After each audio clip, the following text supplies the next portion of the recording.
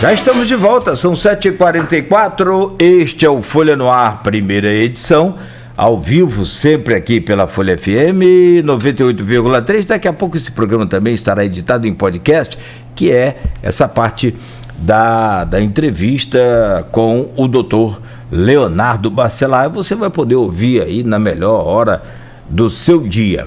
Dr. Leonardo Bacelar é médico psiquiatra especializado em medicina ocupacional e engenharia de segurança do trabalho, e a gente está conversando aqui hoje sobre esse janeiro. Deixa eu acelerar aqui meu pensamento aqui. Janeiro branco, e também falando sobre esse trauma causado aí pela pandemia vigente, pela pandemia que ainda está acontecendo. Eu trago, então, de volta o Arnaldo Neto. Você refaz a pergunta aí, por favor. O programa que tem... só abrir aqui para você aí, Arnaldo. Vai lá. O programa que tem o oferecimento dos serviços de saúde e medicina ocupacional de Proteus, qualidade certificada ISO 9001-2015, Unimed Campus, cuidar de você, esse é o plano. Laboratórios Plínio Bacelar e Unicred Norte Lagos. Arnaldo. Vamos lá, Nogueira. Você vai resumir, doutor. A pergunta já foi feita no bloco passado. Lembrei também aqui da Silvana Venâncio no grupo do programa de WhatsApp. Em relação a identificar o momento, né? Identificar que estamos precisando de ajuda e o que fazer. Quais são os primeiros sinais que a pessoa sabe que precisa buscar ajuda para qualquer tipo de problema de saúde mental? Interessante essa pergunta, que é uma pergunta que eu acho que todo mundo se faz, né? E eu recebo muito esse questionamento. Quando é que eu tenho que procurar ajuda? Quando é que eu tenho que ir ao médico? Quando é que eu tenho que ir ao psicólogo? Na verdade, o que acontece é o seguinte: a gente pode pegar até com base a ansiedade, tá? Eu falei que é uma coisa normal do dia nosso, né? A gente precisa dela. Tudo aquilo que esteja prejudicando a minha vida de alguma forma, eu estou precisando de ajuda. Independente da saúde mental como um todo, mas na saúde mental muito mais. O que isso quer dizer? Se eu venho numa frequência de estabilidade e de repente algo me tira dessa estabilidade, é o momento de eu pedir ajuda. Exemplo da ansiedade. Eu sou uma pessoa que eu sou ansiosa naturalmente com o dia a dia meu. Mas a partir daquele momento que aquela ansiedade está me impedindo de realizar minhas coisas, sair de casa, de ir a um banco, de assistir uma aula, quando eu começo a perder esse controle, é a hora que eu tenho que procurar o médico. A ansiedade até antes. Se eu sou uma pessoa que estou muito mais ansiosa que as pessoas que estão à minha volta, eu já posso procurar ajuda, porque provavelmente em algum momento isso vai, de uma forma mais preventiva, procurar essa ajuda, porque eu posso perder esse controle em algum momento. Mas no dia a dia, o que a gente tem que observar é o que está me fazendo mal, como isso está me fazendo mal e como eu posso modificar isso. Como a gente, voltando lá, ambiente e comportamento. O que a gente tem que entender é se o nosso ambiente não está favorável, a tendência é minha me comportar de forma desfavorável a esse ambiente. Então, se eu estou com problemas de relacionamento, problemas familiares, escolares, organizacionais, seria a hora de eu procurar ajuda. Antes que esse problema vire um problema muito maior e que eu não consiga mais controlar ele de uma forma constante, né? Facilmente controlar aquele problema. Porque problemas, Arnaldo, Cláudio, todos nós temos. Todos nós vamos ter. A antecipação de problemas é um outro fator. Eu sei que eu tenho que pagar imposto de renda em abril. E eu começo a ficar preocupado com o imposto de renda 6 meses antes. Preocupado a ponto de não conseguir resolver o problema. De não conseguir fazer outras coisas, só pensar em imposto de renda. Opa, está errado. Eu tenho um carro, como você falou, que dá problema. Só em entrar no carro eu fico nervoso com medo do carro parar lá na frente. Se isso é com o carro, se isso é com o dia a dia meu e outras coisas, eu estou com o problema não é só o carro, o problema sou eu. É óbvio que eu poderia ter levado o carro para consertar, poderia, mas por que eu não levo? Então, tem situações que a gente começa a perder esse controle, a não entender por que as coisas estão acontecendo, que vai aumentar o meu processo de doença. Então, a saúde mental ela tem que ser preventiva. Eu tenho que me tratar antes de eu ficar doente. Eu tenho que procurar ajuda antes de eu ficar doente. É óbvio que nem sempre eu vou conseguir isso. Alguns estresses agudos, um acidente que eu sofro, um assalto, são situações que vão me levar a estresse e processo de alterações da saúde mental agudas, que vai me levar a procurar ajuda a partir daquele trauma, a partir daquele momento. Mas, como eu falei antes, nós temos traumas a vida inteira. Então, procurar fazer, considerar situações da minha vida que possam ter me feito mal e estão refletindo agora, observar, eu acho que é uma questão muito interessante que eu acho, que a gente às vezes não procura na pele uma mancha que apareceu, ou uma gordura, ou uma coisa diferente que aconteceu com a gente. Por que a gente não procura na mente? Nosso sentir. Por que eu estou sentindo isso diferente? Ou seja, olhar a mente no espelho. Olhar o nosso dia a dia no espelho. A gente se olha no espelho. Então, a gente tem que aprender a olhar o que está acontecendo com a gente também. Até que ponto esse relacionamento não está sendo, de certa forma, abusivo? Até que ponto o meu trabalho não está sendo, de certa forma, estressante demais? E tentar buscar se isso tem a ver comigo. Muitas dessas situações são causadas por nós mesmos. Nós que elevamos esse nível de estresse, nós que deixamos isso acontecer. Porque não fomos lá atrás e pensamos, não vou fazer dessa forma, não vou encarar desse jeito. Então, a saúde mental, ela faz parte do dia a dia nosso. Mais uma vez falando, citando ambiente e comportamento. Se eu estou com o ambiente desregulado, meu comportamento com relação a ele vai ser desregulado. Se eu estou com um comportamento desregulado, eu vou conseguir desregular esse ambiente. Então, essa interação ambiente-comportamento, ela é extremamente necessária. E pessoas à nossa volta. Quem está à nossa volta pode, muitas vezes, olhar para a gente e perceber. Você está mais estressado, você está mais deprimido, você está mais ansioso, você está mais eufórico. É óbvio que a gente vai oscilar com esses sentimentos, com essas percepções, até durante um dia. Todos nós temos. Se você recebeu uma boa notícia, você vai ficar mais eufórico. Se receber uma notícia ruim, você vai ficar mais deprimido.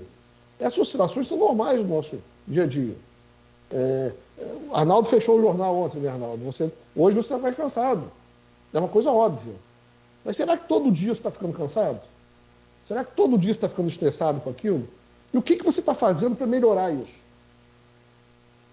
O que você está buscando para melhorar isso? Se você não está buscando nada, você vai continuar estressado. Se você não está tentando melhorar o que está acontecendo com você, você vai continuar ansioso. Você vai continuar cansado. Então, a saúde mental ela tem muito a ver com o nosso comportamento. Por isso que quando a gente trabalha com essas perspectivas do como eu posso evitar, o que eu posso fazer para perceber que eu estou doente, ou que eu estou ficando doente, a gente fala, olha para você mesmo. Olha para você mesmo e vê o que está acontecendo com você. Se tem coisas que não estão te fazendo bem e você não está conseguindo controlar, você precisa de ajuda. Se tem situações que você não tem controle, muitas vezes você não tem controle, em algumas situações, como um exemplo, eu tenho uma pessoa doente na minha casa e eu preciso tratar dela. Se eu não estou conseguindo resolver aquilo de outra forma, eu vou ter que continuar ali, eu preciso de ajuda para continuar ali. Eu não tenho outra solução. Se eu tenho um emprego, que eu dependo muito daquele emprego, não posso sair daquele emprego, e de alguma forma aquilo está me fazendo mal, eu tenho que buscar ajuda para aquilo não me fazer mal. Se eu estou na pandemia e estou sofrendo com confinamento, estou sofrendo com afastamento, estou sofrendo com uma morte de alguém e não consigo lidar com aquilo, eu tenho que buscar ajuda. Então, a busca da ajuda é uma necessidade muito relativa ao que a gente precisa. Na verdade, muitas vezes, na maioria das vezes, a gente sempre precisa de alguma coisa. Existia uma ideia de que o psiquiatra, o psicólogo, é médico de doido, eu não vou porque eu só vou lá, se eu for lá vou me internar no tal hospital. Na verdade, essa psicofobia, né, que existe ainda até hoje, é uma forma muito agressiva até, de certa forma, esse medo da saúde mental, esse medo de eu estar doente mental, é um erro muito grande. Porque todos nós temos alguma alteração mental em algum momento da vida. Se não tivemos, vamos ter. Mas provavelmente já tem alguma coisa dentro da gente que está um pouco desequilibrada. E fatores externos vão acabar piorando isso. Ou fatores genéticos vão acabar piorando. Ou, fato mais grave, como o abuso de bebida alcoólica, o abuso de drogas, pode levar você a ter uma descompensação muito maior dessa questão mental, saúde mental. Então, quando a gente fala em equilíbrio e qual é o momento de buscar ajuda, a gente tem que olhar para a gente. Se eu não estou me sentindo bem, é o momento de buscar ajuda. Ou se eu acho que alguma coisa lá na frente vai me fazer mal, emocionalmente, é a hora de buscar ajuda. E não tem que ter medo. Não tem que ter medo de uma consulta psiquiátrica. O psiquiatra não está ali para passar remédio. Cansa de vir pessoas no meu consultório e eu não passar medicamento. Não é o objetivo do psiquiatra passar medicamento. O objetivo do psiquiatra é usar os medicamentos quando você precisa usar os medicamentos. O objetivo do psiquiatra é ouvir, é escutar. E dessa escuta, você poder ajudar a pessoa no que ela precisa ser feita. Exemplos disso. O que a pandemia está levando? Está levando muita gente a buscar exercício físico. A pandemia tem buscado muita gente, tem levado muita gente a buscar terapias alternativas. Isso faz bem. Em alguns casos, isso vai resolver completamente o momento da pessoa. Em outros, não. Eles vão ser complementares ao tratamento que você vai fazer. Mas, quando buscar, quem tem que definir isso é você ou quem está à sua volta. A partir do momento que você não esteja, de certa forma, com situações que estão te fazendo mal e você não consegue controlar. Eu acho que a melhor resposta para a pergunta seria essa. Já adiantou aí a pergunta que eu ia fazer, caramba. Eu ia até narrar aqui alguma... Fala de novo. Não, eu vou mudar a pergunta. É muito comum, né? Um casal, amigos, pai, filho, né? Discutindo, conversando, né? Falar assim, você precisa procurar um psicólogo. Aí a pessoa já... Quando fala psicólogo, a pessoa que ouve aquilo já começa a pegar a pedra com a mão. Aí se você precisa procurar um psiquiatra, aí pronto. Aí maluca é sua mãe, maluca, não sei, é ou não?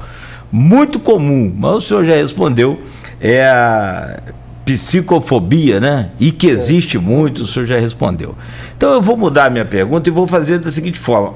Lá no primeiro bloco o senhor falava também que poderia nos passar algumas dicas, alguns truques talvez, para a gente... Porque o cérebro a gente tem... igual essa... não existe mágica. Não existe essa história de cara, vou fazer uma mágica aqui, Mr. M que é danado nisso, ele revela tudo. O que existe na verdade, são truques e que enganam o nosso cérebro. A gente não consegue visualizar, talvez pela rapidez do movimento, com cartas, com qualquer coisa ali, e a gente então consegue enganar o cérebro. Quais essas dicas que o senhor pode nos passar? Não para, não sei se enganar é o termo correto, mas para que possa aliviar esse momento mais difícil. Assim, dicas que são básicas aí que a gente pode fazer aqui no dia a dia comum. Na verdade, Cláudio, quando a gente fala em enganar o cérebro, na verdade a gente quer dizer, como você falou no final, aliviar o cérebro. Aliviar esse processo mental. O que acontece? Quando você tem um processo a gente está falando muito de ansiedade, de estresse, que vamos seguir nessa linha para poder... Isso vale para outras enfermidades como um todo, mas vamos seguir na linha da ansiedade. Você tem processos que te levam àquilo e acumulam isso, essas sensações no seu cérebro, na sua mente, de certa forma, que você não consegue ter controle com relação a isso. Em alguns momentos você pode precisar de medicamento, tá? A bioquímica do seu cérebro vai estar tão alterada quanto a bioquímica de uma pessoa diabética que tem alteração no pâncreas. Então, a primeira coisa que tem que pensar, quando a gente fala de medicamento, a gente está falando de bioquímica. Bioquímica cerebral, igual quem tem diabetes, se está exemplo diabético mais simples, muita gente conhece alguém diabético, que é aquela pessoa que toma remédio para melhorar a capacidade da insulina funcionar ali no pâncreas, ou para repor aquela insulina que não está funcionando. Então, quando você usa um medicamento para tratar uma doença, mais simples que seja, ou da mais grave que seja, você está tratando a bioquímica do seu cérebro. Então, não tem segredo também nisso. Eu não sou maluco porque eu não tomo remédio, eu sou maluco porque eu tomo remédio. Não existe isso. Tem pessoas que precisam de medicamentos e tem outros que não precisam. Isso vai ser decidido, é óbvio, na consulta e no entendimento clínico, psiquiátrico, na hora que você faz a anamnese psiquiátrica daquela pessoa e de alguns exames que a gente consegue ter uma relação do que precisa ser feito. Com relação à parte não medicamentosa, é muito interessante, porque o que eu faço para, vamos dizer, desanuviar esse cérebro, uma linguagem bem popular, esse cérebro meu, essa mente minha? Primeiro, situações que me levem a ter prazer. Se eu gosto de assistir um filme, se eu gosto de ler um livro, se eu gosto de ir à praia, se eu gosto de caminhar, de fazer algum exercício físico, buscar essas situações de prazer como um hobby, como um lazer, para poder me tirar um pouco desse estresse, desacumular um pouco essa canalização do estresse que tem acontecido, da ansiedade. Segundo, terapia. A terapia com psicólogo, ou com psicanalista, mas com psicólogo, de forma geral. Só para entender, na terapia você tem três situações. Tá? A situação que é o psicólogo, que é a pessoa que fez psicologia, estudou psicologia. Você tem o psicanalista, que é a pessoa que estudou psicanálise, não necessariamente ela precisa ser psicólogo, tá? Ela pode ser qualquer pessoa que tenha estudado psicanálise e está apto a trabalhar com psicanálise. E você tem o médico, que pode ter estudado psicanálise, não precisa ser psiquiatra. Então ele pode ser terapeuta também através psicanalítico. No meu caso, por exemplo, eu sou psiquiatra, eu não fiz terapia, não estudo terapia, não trabalho com terapia. Eu não faço psicanálise, então eu só faço a parte clínica da psiquiatria. A terapia com o psicólogo, ele pode fazer psicanálise. Ele pode ter estudado na faculdade dele ou depois feito o curso dele de psicanálise e trabalhar com psicanálise. Ou ele pode ser terapeuta comportamental, cognitivo comportamental, ou ele vai ser terapeuta relacionado à parte de... Fugiu o nome agora. Outras terapias dentro da psicologia como um todo. Existencial humanista e diversas outras áreas dentro da psicologia. O que ele estudou para fazer na psicologia. Então, você buscar uma ajuda do especialista nisso, que é o psicólogo, vai te fazer muito bem. E aí depois vem as terapias alternativas. Por que são terapias alternativas? Porque são complementares, são alternativas às terapias clássicas, que é o psiquiatra e o psicólogo. Essas terapias alternativas você tem diversas. Meditação, yoga, mindfulness, que está em voga aí, que é um movimento que você tem de concentração e de focar nas atenções suas do movimento do dia a dia. É muito interessante. E diversas outras pequenas terapias, como está muito em voga também agora as terapias com produtos naturais que você usa para dormir, bota aquele um líquido o nome fugiu agora do líquidozinho que você bota ali no seu travesseiro, ou passa em você, óleos essenciais. Essência, não? Essências, óleos essenciais. Então são situações que essas terapias alternativas elas vão levar a gente a complementar todo esse processo. E exercício físico. O exercício físico, é óbvio que você tem que gostar do que você está fazendo, tá? Senão vai causar mais estresse. Não adianta eu pegar uma pessoa que não gosta de correr e botar ela para correr. Você tem que buscar algum tipo de atividade física que te agrade. Essa atividade física que te agrade, ela vai fortalecer essa redução do estresse. Então, quando a gente pensa em tratamento como um todo, e até um tratamento preventivo, melhor, a prevenção antes do tratamento, é você buscar esse tipo de terapia. Inclusive ir ao médico. Muitas vezes você vai ao médico buscando remédio. Muitas vezes você sai do médico sem remédio nenhum. Você sai do médico com indicação de fazer outras coisas. E óbvio que se aquilo ali não tiver um controle, você não conseguir chegar onde você precisava chegar, a gente vai usar medicamento. Tá? O medicamento, ele é, muitas vezes, necessário. Também não tem que ter medo do remédio. E, outras vezes, ele não é necessário. Também não tem que dar remédio porque não precisa. A gente pensar nas terapias alternativas, na terapia com o psicólogo como um todo, é essencial.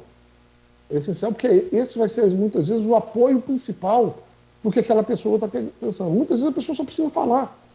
Eu pego paciente no consultório que ele fica aqui 20 minutos, 40 minutos, às vezes 1 hora, só falando. E sai muito bem. Depois me agradece, doutor, foi ótimo, a vitamina que o senhor me deu funcionou. Na verdade, o que funcionou para ele foi a escuta. O fato que ele estava precisando conversar. E não adianta você tentar conversar com um colega, com um amigo, com um primo, com um vizinho, com a mãe. Ele não precisava disso, ele precisa conversar com um profissional. Que pode ser o psicólogo, pode ser o psiquiatra, e tratar o que precisar ser tratado. Dessa conversa, você vai buscar pensar pequenas situações que você pode indicar o tratamento para ele. Então, como você perguntou, os tratamentos, na verdade, não existe um tratamento. São tratamentos e prevenções. Você entendendo o que aquela pessoa está precisando, você pode ajudar ela a prevenir desequilíbrios da saúde mental, vamos dizer assim. Eu acho que Pois não. Leonardo, tem um assunto, você está citando muito a questão da ansiedade, que digamos que é um mal desse tempo, assim como o estresse, né? É muito recorrente. Mas eu vi até uma entrevista recente do ator Marcelo Serrado, não lembro qual programa que foi, ele falando sobre as crises de ansiedade dele, e essa sensação de que está morrendo, de que está com a falta de ar, de que está tendo um ataque cardíaco e que está sufocando, enfim, ele fala, é muito intenso, o físico é muito intenso, né? E ao mesmo tempo ele relatava que até o atendimento médico emergencial é muito confuso, porque o médico começa a dizer, você não tem nada, para com isso, que você não está tendo nada, seu quadro clínico está normal. Falta uma preparação também do outro lado, do médico, às vezes o clínico, lidar com esse tipo de problema, o médico do dia a dia, da emergência, saber também lidar com isso, e o que fazer, ou se há como fazer para evitar isso, que esse complexo da saúde mental reflita também no físico, ou que pareça refletir no físico? Na verdade, Arnaldo, vamos separar as perguntas um pouquinho só para a gente entender. Na verdade, a educação médica no Brasil hoje é falha. Tá? Muitos médicos saem do 6º ano da faculdade de medicina e vão dar plantão como se tivessem noção básica de tudo, e muitas vezes não tem. Tá? Então, a formação essencial, ela existe, a básica ela existe, mas não é da forma que eu acho que deveria ser e refletindo esse atendimento que precisaria ser. Como eu falei, existe a psicofobia. Existe dentro da medicina. É você achar que é piti, que a pessoa chegou ali e está dando um chilique, que quando você está lá na emergência, bota DNV, distúrbio neurovegetativo. E não é isso.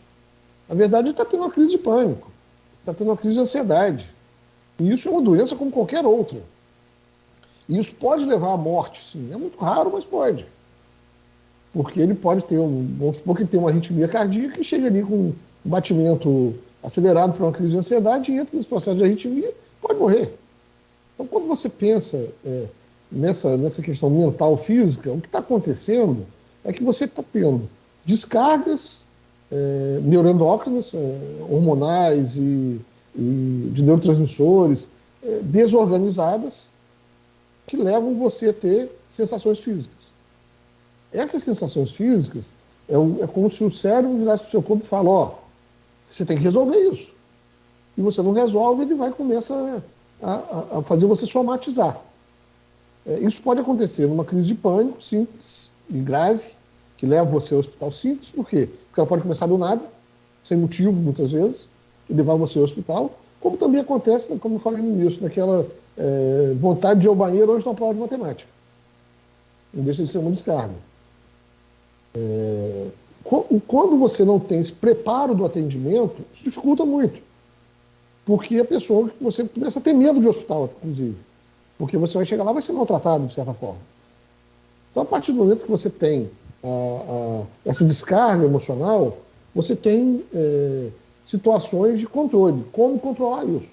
Pode ser com medicamento, vai depender do seu tratamento, e pode ser com técnicas, dentro da terapia cognitiva, dentro das terapias em geral, você aprende para poder controlar essa crise de ansiedade.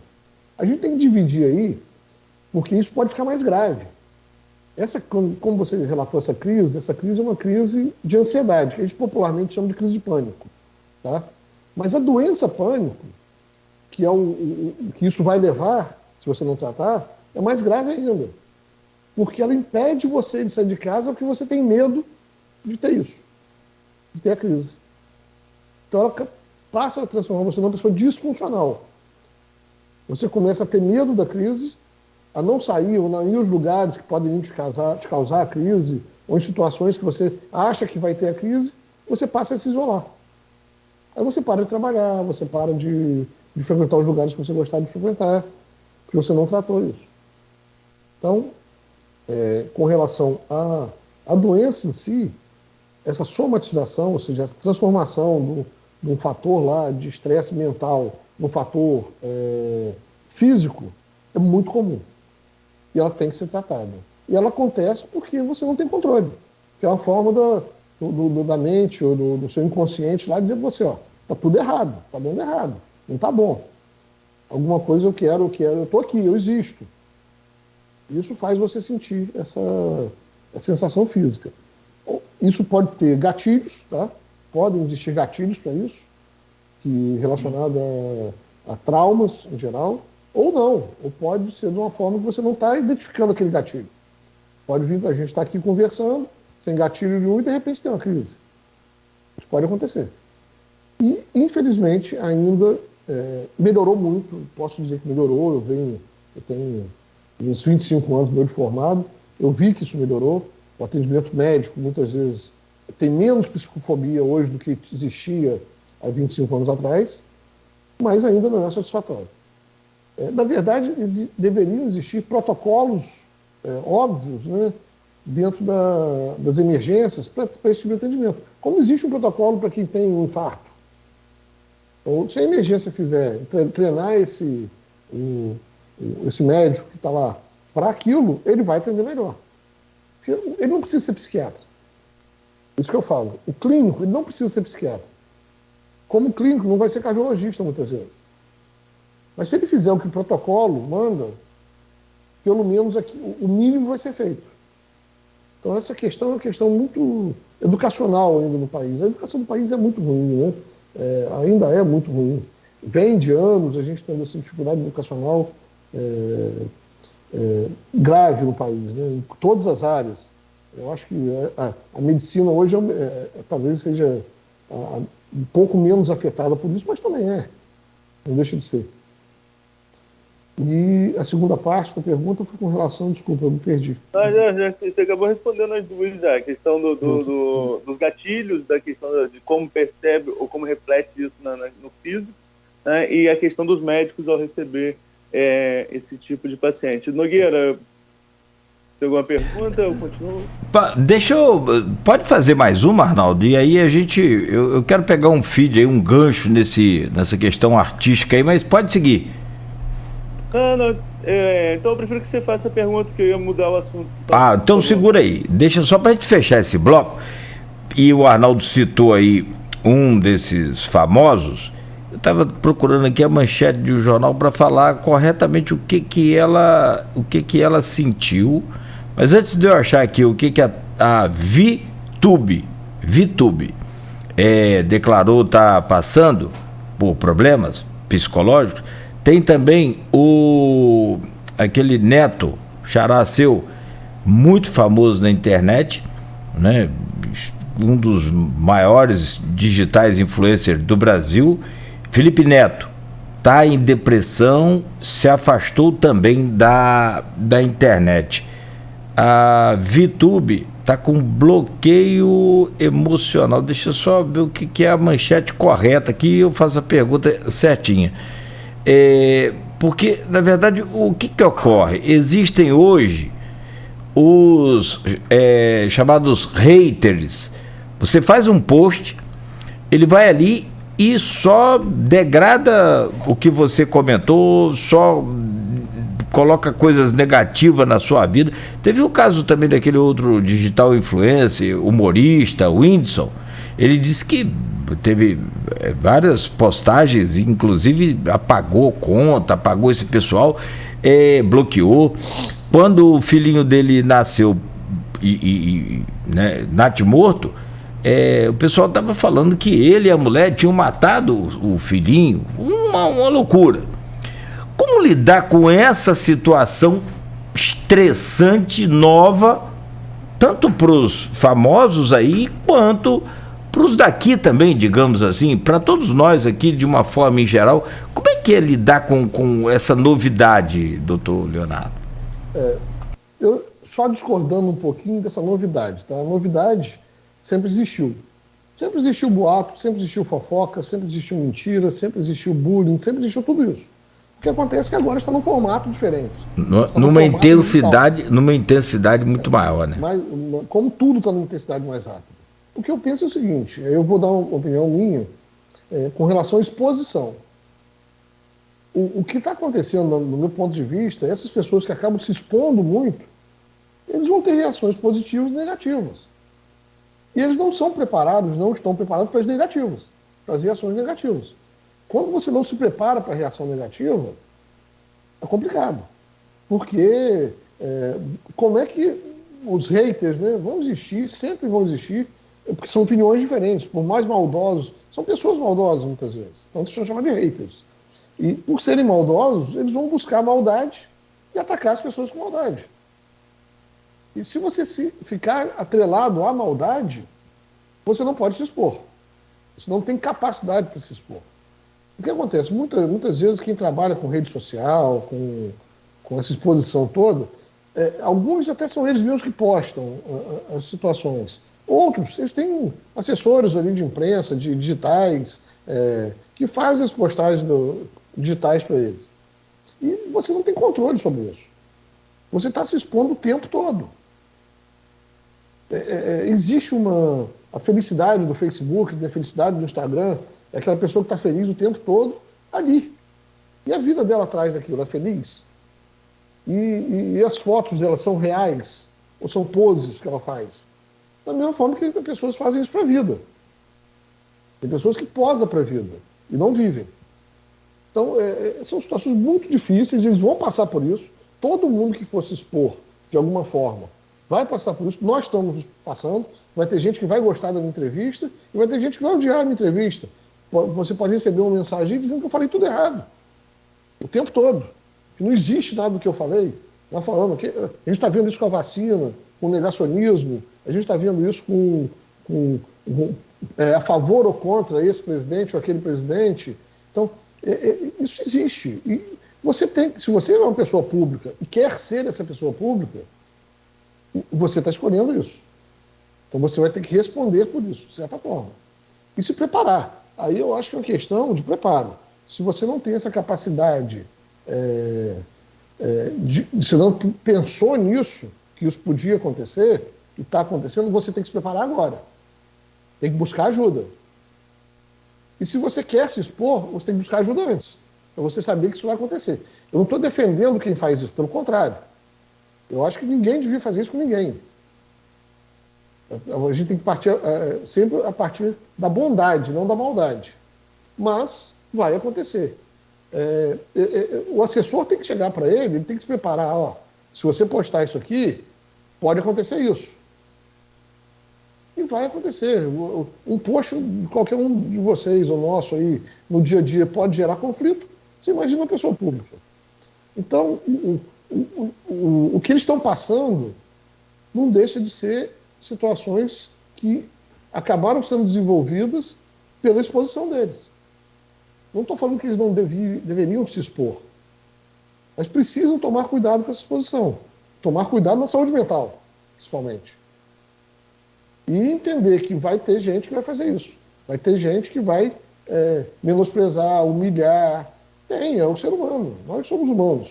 Então, o racismo existe, a homofobia existe, a psicofobia existe. A gente tem que saber que ela existe. Tem que combater, mas tem que saber que ela existe. Então você não pode querer que todo mundo vai pensar igual a você, e estando completamente errado, na minha forma de ver, nesse pensamento, mas eles vão agredir, vai ter agressão. Então, o meu conselho para quem vai se expor é se preparar para a exposição.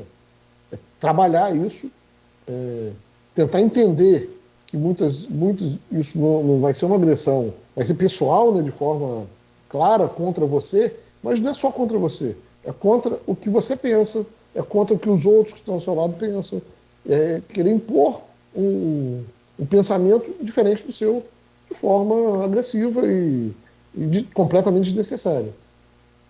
Então, se eu pudesse dar um conselho médico para esse pessoal que quer se expor, que quer ser youtuber, digital influencer, se prepare para a exposição. Emocionalmente, fisicamente, que você vai ter que viajar muito também, vai fazer muita e tente se expor no que você precisa se expor, não no que você não precisa. Porque vai ter gente concordando e discordando, gostando e não gostando, e te agredindo, infelizmente. Não tem nada que impeça que isso aconteça. Não tem nada. Hoje eu sei que o YouTube pode tirar seu canal do ar lá. O Instagram pode proibir você de fazer isso, aquilo, aquilo outro. Eu não entendo muito dessas coisas digitais, no sentido de exposição. Mas é o que a gente vê, eu vejo isso aqui. Recebo pessoas que tiveram esse tipo de ofensa, né, vamos dizer assim. E é difícil, né? É difícil você conversar, porque a pessoa fica muito abalada. Muito abalada. Mas você tem lá 20 mil pessoas curtindo de forma positiva e um curtiu de forma negativa, acabou. Acabou. Mas a gente tem que estar preparado para isso. Não é só a nossa opinião que conta. Por mais errada que seja a opinião do outro. Infelizmente, são exposições e leva a depressão, leva a suicídio, que é um assunto que eu acho que... Vou até deixar uma dica para vocês. Quando chegar o Setembro Amarelo, a gente podia conversar, não só comigo ou com outros, a gente fazer um grupo de conversa sobre isso, que é muito interessante. O que a Associação Brasileira de Psiquiatria tem feito sobre o suicídio no país é muito interessante. A depressão é um processo grave, não é frescura, é um distúrbio do cérebro, é um distúrbio... Hoje em dia a gente sabe que é um distúrbio bioquímico inflamatório do cérebro, então você tem que tratar, não é pegar na enxada ou fazer terapia, que muita gente brinca, faz uma terapia cheia de louça para lavar. Não existe isso. Parar com essas ideias de que a saúde mental ela é em segundo plano, que você tem que ser forte. Exemplo aí é Simone Biles nas Olimpíadas. Um exemplo que eu acho que todo mundo acabou vendo, né, de certa forma. A pessoa pode não estar preparada naquele momento, mentalmente, como pode não estar preparada por causa de uma lesão física. Então a gente tem que igualar a saúde mental à saúde física. Não cortar essa ideia de que tudo é frescura, tudo é piti. Eu consigo, por que você não consegue? Não, eu não consigo porque eu estou doente. A pessoa não consegue porque não consegue, precisa ver por que ela não consegue. Então, são situações do dia a dia que as agressividades acontecem dentro da nossa casa, dentro do nosso mundo, dentro do nosso colégio. Por que uma pessoa que está se expondo como ele se expõe não vai receber isso? Vai receber. Então, se puder, qualquer um que vá se expor de alguma forma, se prepare para a exposição. Faça uma boa terapia, faça uma boa preparação para a exposição. Pois não. Nogueira do Leonardo, eu queria aproveitar esse gancho só para jogar para o próximo bloco, já que a gente está com o intervalo atrasado, para a gente falar justamente sobre esses assuntos. Você até perguntou do Maurício ali sobre a crescente depressão, né, e eu queria falar justamente sobre a depressão em si, né, que parece ser o mal era chamado do mal do século, se ainda a gente pode tratar assim, e o que o Janeiro Branco, outro assunto que aí vai muito ao que o doutor falou agora, é a questão do preconceito com problemas de saúde mental. Quanto que o Janeiro Branco pode ajudar, essa campanha tem esse objetivo também de ajudar a desmistificar isso, por fim esse preconceito, a entender que é uma doença e, como o doutor mesmo falou, não uma frescura, não um ataque. Mas a gente fala um pouco mais sobre isso no próximo bloco, Nogueira. Ótimo. Perfeito. Conexão aí para que você continue ligado aqui no Folha no Ar, né? Continue atento aí. E eu estou pensando aqui, depois, esse programa que vai para editar, né, daqui a pouco para podcast, você pode ouvir mais tarde, atenta. Você passou agora aí no rádio ou aqui na internet, ouviu, não consegue ouvir todo. Agora deixe de ouvir o programa inteiro, não. Porque com certeza vale muito aí, às vezes tem uma palavrinha aí falada dita pelo doutor Leonardo, que vai te dar uma claridade, uma luz aí muito bacana na sua vida, que muitas das vezes você pensa que essa coisa de antigamente, a gente ouvia muito, né? Depressão é doença de fresco, é doença de rico, pobre não tem tempo para ter depressão. Então não existe isso não. Isso nunca existiu e muito menos agora. São 8h26. Você está ouvindo o Folha no Ar, que tem o oferecimento de Proteus Serviços de Saúde e Medicina Ocupacional com a qualidade certificada ISO 9001-2015. Unimed Campos, cuidar de você, esse é o plano. Laboratórios Plínio Bacelar e Proteus, Serviços de Saúde e Medicina Ocupacional, já falei aqui também, com o apoio de Unicred Norte Lagos. Quem conhece, valoriza.